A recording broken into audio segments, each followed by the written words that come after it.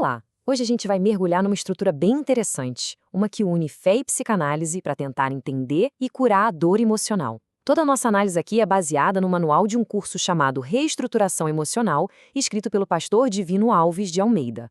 Vamos nessa? Bom, todo mundo quer ser feliz, né? Mas a realidade é que o sofrimento faz parte da vida. Então a grande questão que esse manual tenta responder é, afinal, por que a gente sofre? E mais importante, como é que se encontra uma cura de verdade?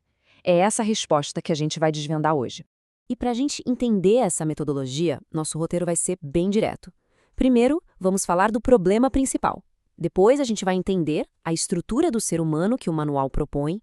Em seguida, vamos diagnosticar a dor, ver a solução que é apresentada e, por fim, como é que se faz para manter essa cura. Ok, vamos começar pelo começo, o problema central. O texto se baseia até no pensamento psicanalítico de Freud para afirmar uma coisa que é bem fundamental. O que nos move, no fim das contas, é a busca pela felicidade e pelo prazer. E aí que a coisa complica. Segundo o manual, quando essa busca é interrompida, sabe, pelas dificuldades, pelas batalhas do dia a dia, o que sobra é um acúmulo de tristeza e insatisfação. E isso, claro, cria um terreno fértil para o surgimento de problemas emocionais, porque as pessoas acabam se sentindo totalmente distantes dos seus propósitos de vida. Agora, para entender de onde vem a dor, o manual diz que primeiro a gente precisa entender a nossa própria estrutura. E a forma como ele define isso é bem específica. A base de toda essa abordagem é um conceito chamado tricotomia.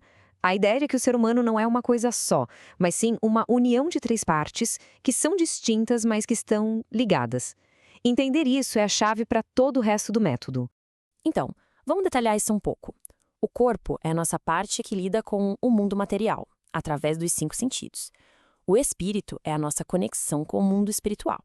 E a alma, bom, segundo o texto, a alma fica ali no meio, como se fosse um gerente, sabe? Processando tudo que vem do corpo e do espírito. E aprofundando ainda mais na alma, o manual divide ela em 3 partes.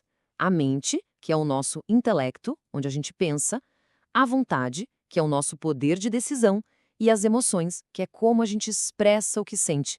E é justamente aqui, na alma, que as feridas emocionais se instalam.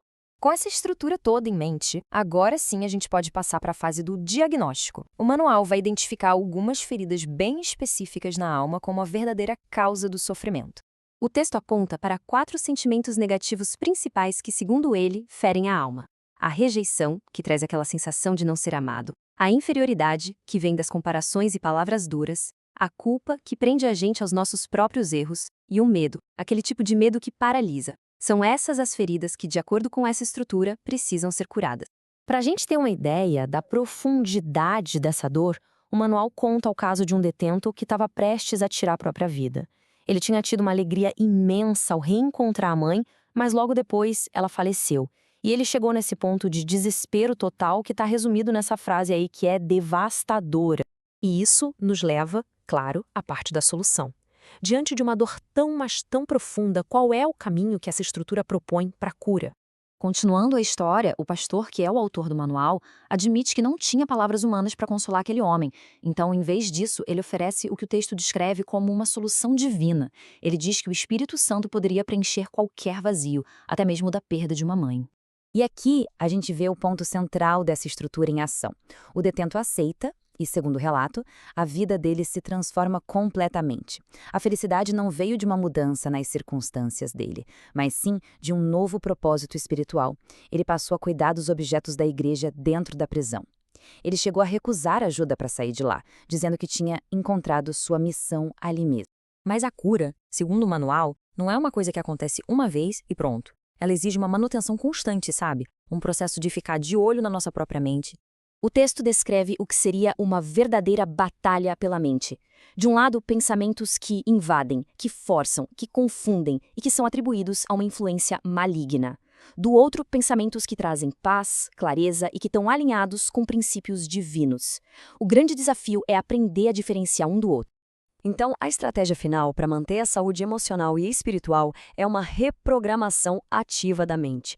É uma disciplina, um esforço intencional de substituir os padrões de pensamento negativos por aquilo que o manual define como os pensamentos de Deus.